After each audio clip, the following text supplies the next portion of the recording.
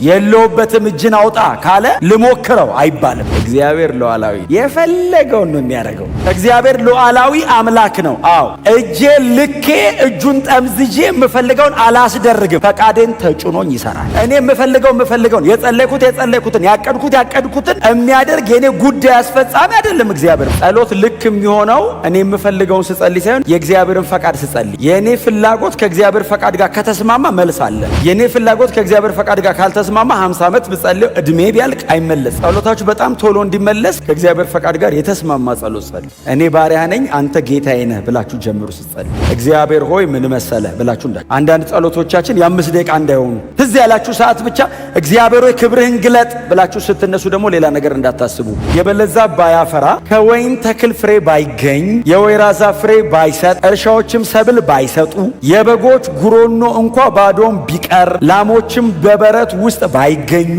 እኔ ግን በእግዚአብሔር ደስ ይለኛል፣ በመድኃኒቴ አምላክ ሐሴት አደርጋለሁ። ጌታ እግዚአብሔር ኃይሌ ነው፣ እግሮቼን እንደ ዋላ እግሮች ያደርጋል፣ በከፍታዎችም ላይ ያስኬደኝ። አሁን ወይን አላፈራም፣ በለስ የለም፣ በጎች በጉሮኖ የሉም፣ ባዶ ነው። አገሩ በሙሉ ባዶ ነው። እስራኤል ተማርካ ወደ ግዞት አገር ሄዳለች። ባቢሎን መጥቶ ጥርግርግ አድርጎ ይዞን ሄዷል። እና ነገሮች በሙሉ ምድረ በዳ ናቸው። እኔ ግን በእግዚአብሔር ደስ ይለኛል። አያችሁ፣ በዚህ ነው በህይወት መኖር ያለብን። የእኔ ፈቃድ አገልጋይ አይደለም እግዚአብሔር። የፈለገውን በእኔ ህይወት የሚያደርግ አምላክ ነው።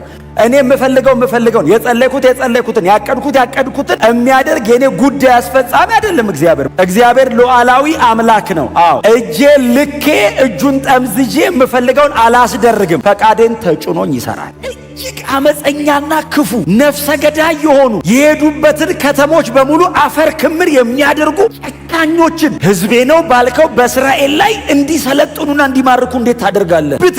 ብትቀጣ እዚሁ አትቀጣም ወይ? እንዴት አመፀኛ አምጥተህ ትቀጣለህ ሕዝብህን? አንተ ጻድቅ አይደለህም ወይ? ቅዱስ እኮ ነህ። ዓይን ርኩስ አያይም። እንዴት ያንን መርጥ አምጥተህ ትቀጣለህ? ፍርዳቸውና ክብራቸው ከራሳቸው ይወጣል ይላል ባቢሎናውያንን። አንተን አያማክርህም አለው። እቀጣበታለሁ የምትለው ሕዝብ አምጥቼ እማርካቸዋለሁ ወደዛኛው አገር የምትለው ሕዝብ ፍርዳቸውም ክብራቸውም ከራሳቸው ነው የሚወጣው። አያማክሩህም፣ አንተን አይጠይቁህም። እንዲህ እናርጎይ አይሉህም። ጉልበታቸውን አምላካቸው ያደረጉ በደለኞች ናቸው። አንተ አይደለህም የባቢሎናውያን አምላክ፣ ጉልበታቸው ነው አምላካቸው። እና ጉልበታቸው እንመጣለን እርግርግ ነው የምናረጋቸው ነው የሚሉት። ማን ሲያስቆመን ታያለ ይሉሃል። እግዚአብሔር ሆይ እኛ ብንደክምም አንተን አይደለ የምንለው። እነዛ ጉልበታቸውን አምላካቸው ያደረጉ አምጥተህ እንዴት እንደዚህ ታደርጋለህ ሲሉት ባቢሎን አላቸው አገልጋዬ ነው። እኔ በባቢሎን ለመገልገል እግዚአብሔር ያህዌ ማለት አይጠበቅበትም፣ እጠቀምበታለሁ አዙሬ አለ። ጅራፍ ነው አለና ከዛ እስራኤልን ይመልስና ጅራፉ ሲዞር እሱን ይገርፈዋል። ህዝቤን እስራኤልን ከመንገድ ስለወጡ ማስተካከያ አደርገውና እቀጠዋለሁ። ግን እሱ ነው ህዝቤን ለምን ነካህብኝ ብዬ ደግሞ መልሼ እቀጠዋለሁ። እግዚአብሔር ሉዓላዊ ነው፣ የፈለገውን ነው የሚያደርገው። እኛ ደግሞ ባሮቹ ነን፣ የወደደውን እንዲያደርግብን እሺ ብለን የተቀመጥን። ጸሎት ልክ የሚሆነው እኔ የምፈልገውን ስጸልይ ሳይሆን የእግዚአብሔርን ፈቃድ ስጸልይ። የእኔ ፍላጎት ከእግዚአብሔር ፈቃድ ጋር ከተስማማ መልስ አለ።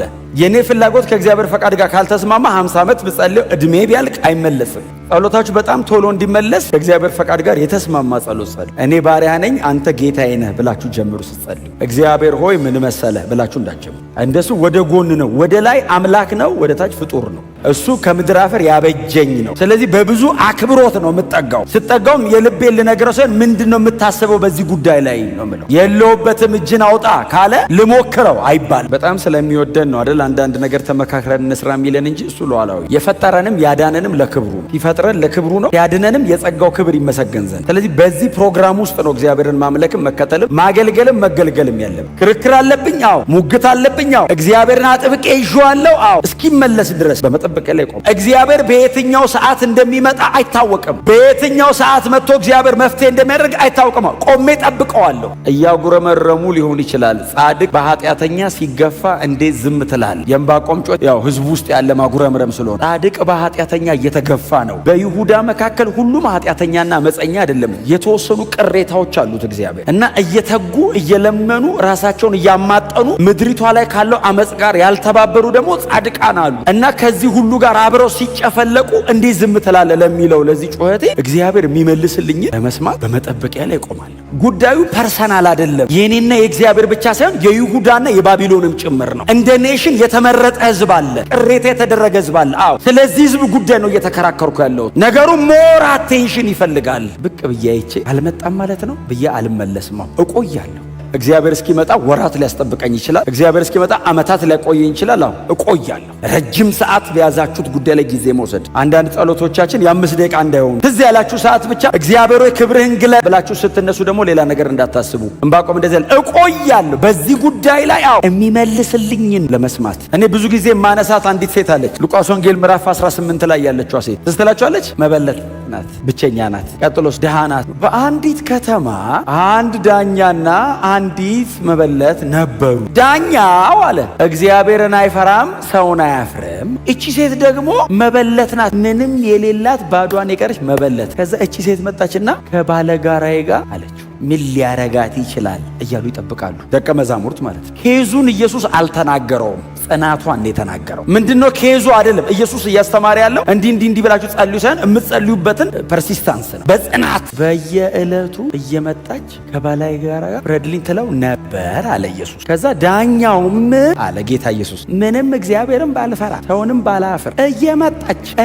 እንዳታስቸግረኝ ስለ ንዝንዟ ስል እፈርድላታል አለና ጌታ ምንድነው ያለው? እዩ እንግዲህ አለ ይህ አመፀኛ ዳኛ ያለውን ስሙ።